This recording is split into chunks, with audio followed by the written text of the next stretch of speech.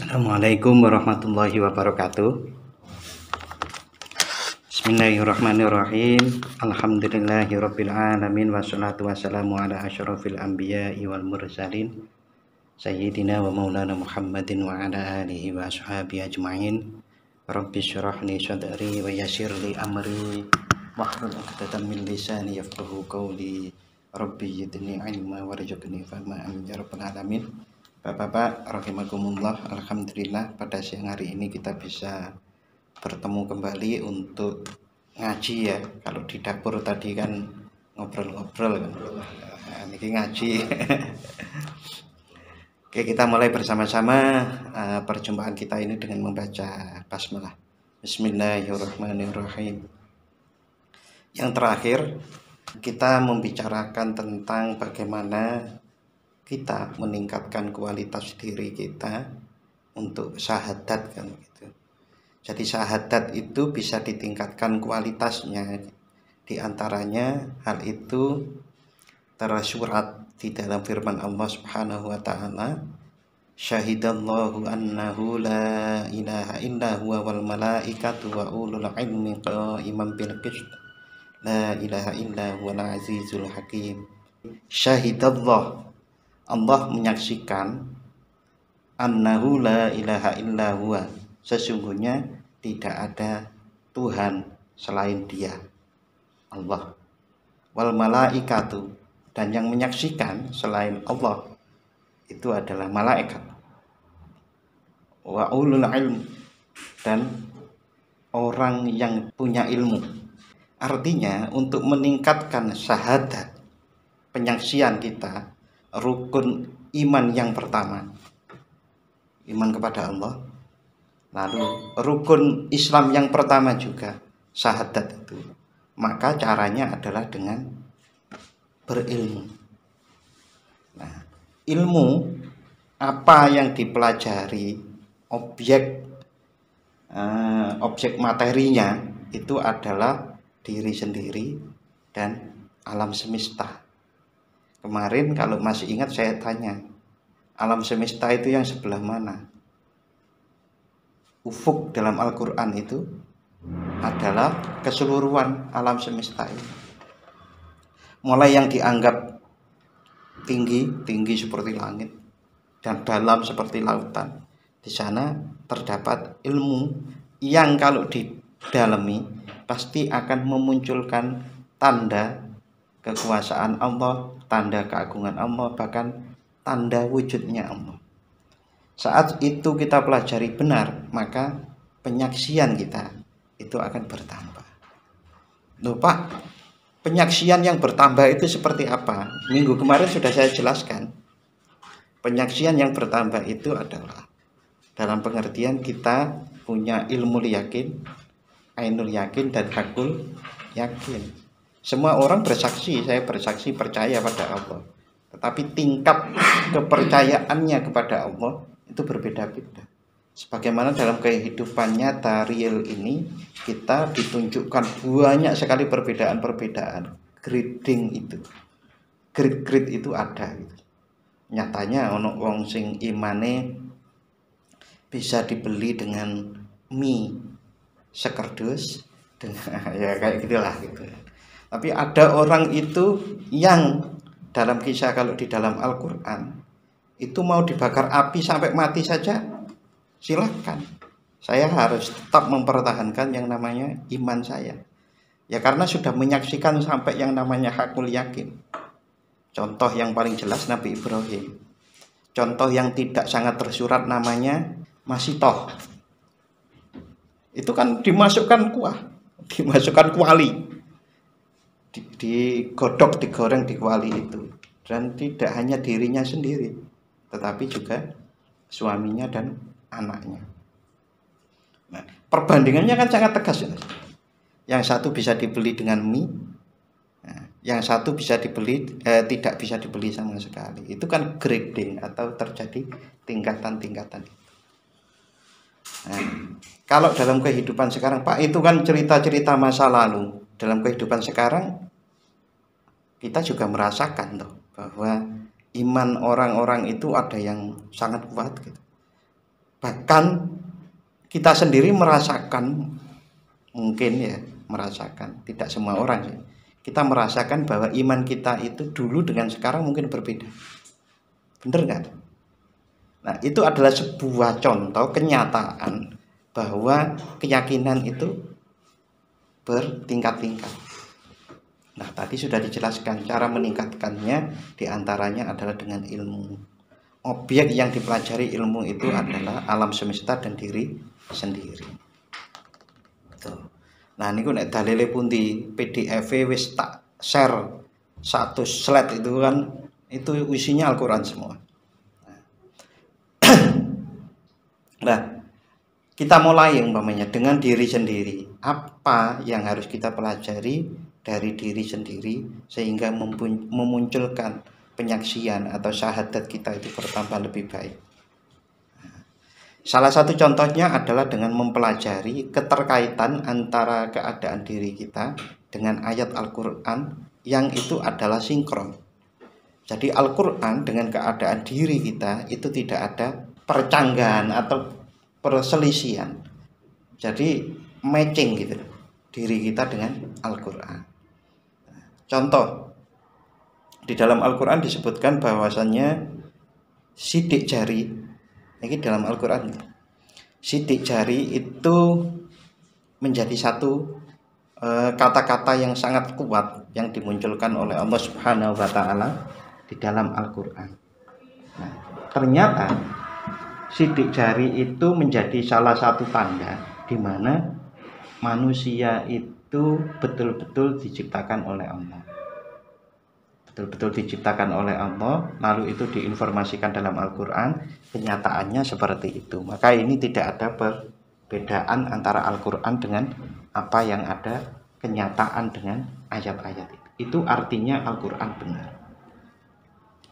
Saat seseorang itu mengetahui itu benar, maka kita percaya lebih meningkat lagi bahwasanya memang Allah itu Tuhan pencipta alam semesta.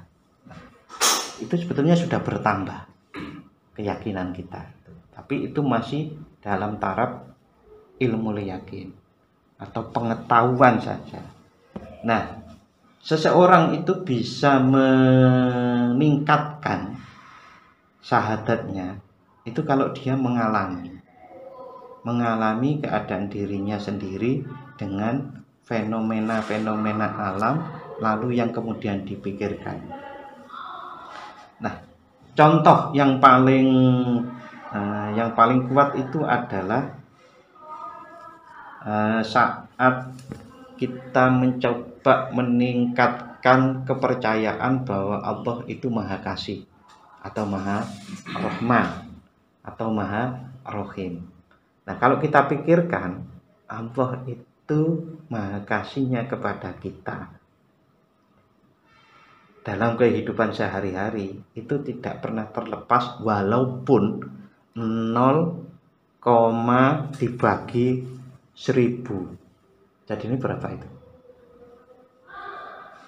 0,1 dibagi 1000 gitu. Berarti kan 0 gitu kan, detik. Jadi tidak ada satu pun waktu tersisa di dalam diri kita itu kecuali itu ada hubungannya dengan kasih sayang Allah. Contoh, lampu kalau kita matikan sedetik maka dia akan mati. Kita kalau dicabut saja rahmat Allah atau kasih Allah yang berupa sirkulasi udara dalam diri kita atau oksigen itu, maka kita akan terjadi malfungsi dari tubuh kita. Sakit. Saat sakit seperti itu, lalu kita memikirkan betapa Allah Subhanahu wa Ta'ala itu memberi kita itu cuma-cuma secara gratis dengan berbagai macam kenikmatan itu. Yang lain kita bisa membayangkan betapa saat Allah itu membuat kita udara atau oksigen itu terhambat, napa mawon sing sakit yang bisa kita pikirkan. sesak nafas. Terus apa? Darah, mungkin darah itu akan terpengaruh, kekentalan darah dan macam-macam, dan itu membuat badan kita akan sakit. Saat sakit itu, maka kita mengerti betapa kuasa Allah, betapa kasih sayang Allah itu penuh di dalam diri kita. Bahkan Rasulullah pernah bersabda bahwasannya kasih sayang Allah kepada kita itu melebihi kasih sayang seorang ibu terhadap bayinya. Nek wis gede kasih sayang ibu kepada anaknya niku pripun? Rada kurang kadang-kadang. Upamane anake nakal. Anake jelek ngono malah lebih itu. Tetapi kalau bayi itu kan sangat kasih sayang, dilindungi. Allah melebihi itu. Nah, bagaimana caranya kita meningkatkan rasa betul-betul disayangi oleh Allah itu? Ya, kita harus memikirkannya, harus mencari momen-momen di dalam kehidupan kita yang bisa kita hubungkan dengan itu. Kalau tidak begitu, maka ya kesulitan akan menjadi naik syahadat atau penyaksian kita. Nah, berapa banyak orang yang mampu melakukan perbaikan atau peningkatan kualitas seperti itu tidak banyak. Nah, sampai-sampai disabdakan, dan ini sering saya katakan, tafakur sesaat, satu saat itu adalah 1 jam, itu lebih baik dari ribuan rakaat sholat. Artinya saat seseorang itu menghasilkan hasil tafakurnya tentang kasih sayang Allah yang begitu besar tadi, saat dibawa ke sholat, sujudnya itu pasti lebih bobotnya daripada orang yang tidak seperti itu. Nah, karena tubuh kita, ternyata diri kita itu sepenuhnya itu dalam kekuasaan Allah dan itu milik Allah, maka kita akan merasa bahwa dedikasi kita terhadap Allah itu lebih tinggi lagi. Niki mung saged diceritake lho, nek rasa ya kudu dirasake dhewe masalah, gitu. Nah, saat kita sudah merasakan bahwa sujud kita itu lebih baik, lebih berbobot, maka itu bukti bahwa pertambahan ilmu tafakur yang kita lakukan tadi itu mempunyai tambahan. Itu bisa diulang lagi dengan objek yang lain. Nah, caranya objek itu bisa komponen tubuh, mulai mata sedikit kita lebih perdalami betapa kasih sayang Allah, betapa maha pandainya Allah yang ada di situ, maha kuasa Allah ada di situ. Lalu tangan, kaki dan semuanya. Nah, sampai ke dalam bagaimana? Ke dalam lebih rumit lagi. Ke dalam itu bahkan ada zat asam yang sering saya ceritakan itu, yang itu mampu menghancurkan silet, tapi tidak menghancurkan dinding perut kita. Nah, ini kalau nggak ada yang ngatur apa iso? Silet niku dimasukkan ke zat asam, cairan asam itu hancur. Tetapi di dalam diri kita itu bisa menghancurkan silet, tapi tidak menghancurkan perut kita. Nah, itu kan ada Allah Sang Maha Pengatur. Kemudian Allah juga banyak mencontohkan betapa kekuasaan Allah itu bahkan ada di tidur. Tidur, pergantian siang dan malam. Nah, pergantian siang malam hubungannya dengan tidur.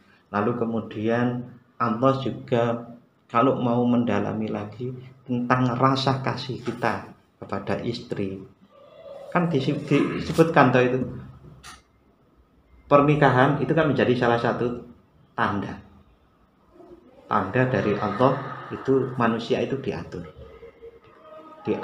untuk mempunyai rasa kasih, rasa sakinah terhadap pasangannya. Ayatnya kalau gilalin itu ada tok. Biasanya ya jangan-jangan Mas Mufti di pas nikah ditulis nang undangan ini. Wa min ayatihi kan itu. Min ayatihi Allah, dari tanda kekuasaan Allah, Allah menciptakan rasa sakinah kepada istri kita. Nah, itu kalau dilanjutkan lagi saat kita punya anak. Anak secara fisik itu kan bisa kita temui di mana-mana. Tapi mengapa saat kita menghadapi anaknya orang lain tidak tumbuh rasa kasih sebagaimana kita menghadapi anak kita?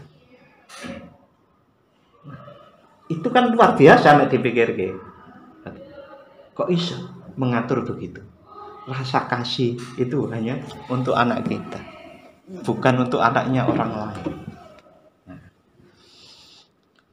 Begitu juga di dalam Al-Quran, rasa kasih, rasa sayang atau Ar-Rahman Ar-Rahim itu pada tahap yang tinggi kita harus bisa mengalahkan rasa kasih kita terhadap anak, terhadap istri, terhadap diri sendiri, harus lebih kasih dan sayang kepada Allah dan Rasulnya.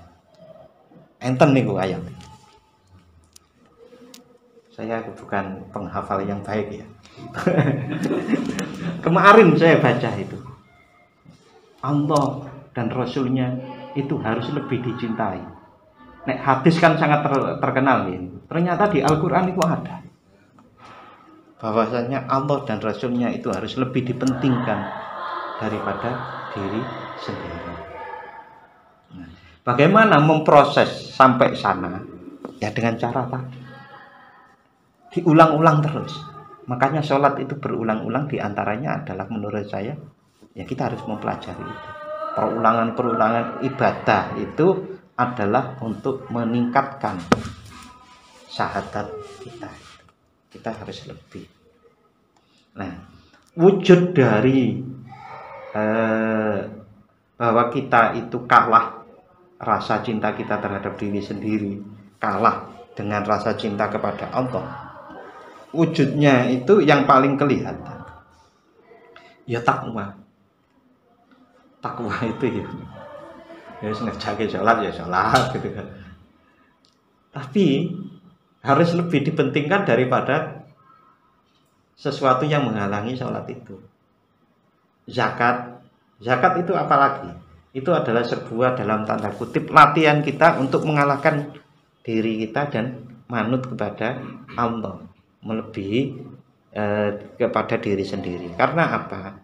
Saat harta itu sudah ditulis menjadi namanya milikku, sepeda motorku, mobilku, duitku, nah, maka kita diajari untuk sedikit saja dari ku, bukan hanya uangnya, tapi rasa di ku itu diajari oleh Allah dengan zakat untuk direlakan karena perintah Allah. Jadi saat ku itu kalau lebih besar lagi, dan yang terbesar saya baca dalam sejarah itu adalah sahabat Abu Bakar. Saat mau perang, siapa mau menginfakkan hartanya di jalan Allah? Yang dilakukan oleh sahabat Abu Bakar, semua dibawa hartanya. Harta kunya itu loh Pak, yang paling berat kan kunya itu sebetulnya. Itu dibawa diserahkan untuk Allah dan Rasulnya. Nah, seperti itulah. Nah, kita seberapa? Sahabat Umar yang begitu terkenal sahabat utama ini mampu separuh. Kita 2,5% itu aja kadang abot. Nek jenengan enggak mungkin. Itu aja kadang berat. Nah, ya hal-hal seperti itulah yang mampu kemudian akan memunculkan betapa saya bersaksi tidak ada Tuhan selain Allah dan Muhammad Rasulullah itu akan bertambah. Ujungnya bagaimana? Ujungnya niku contohnya ya Rasulullah. Nah, bagi manusia seperti kita itu hampir tidak pernah menemui ujung itu. Kok saya bisa berkata begitu? Karena ujungnya sudah Rasulullah. Dan kita tidak mungkin menyamai Rasulullah. Maka sehebat apapun ikhtiar kita, sehebat apapun berpikir kita, maka akan masih ada space kita untuk meningkatkan diri kita. Nah, berarti sampai mati, iya, dan sampai mati pun itu masih ada space yang itu kosong. Artinya kita tidak akan pernah mencapai yang tertinggi itu, karena yang tertinggi milik Rasulullah. Karena apa? Kalau kita itu menyamai Rasulullah tingginya, pasti kita sudah jadi nabi dulu. Tidak hidup sekarang. Takdirnya sendiri gitu. Nah, orang-orang terbaik seperti itu, seperti Rasulullah itulah yang kemudian memiliki ya yang patut dicontoh, memiliki teladan yang bisa kita tiru. Niku wujud realnya. Sholat, zakat, puasa, haji. Oke, sekarang kita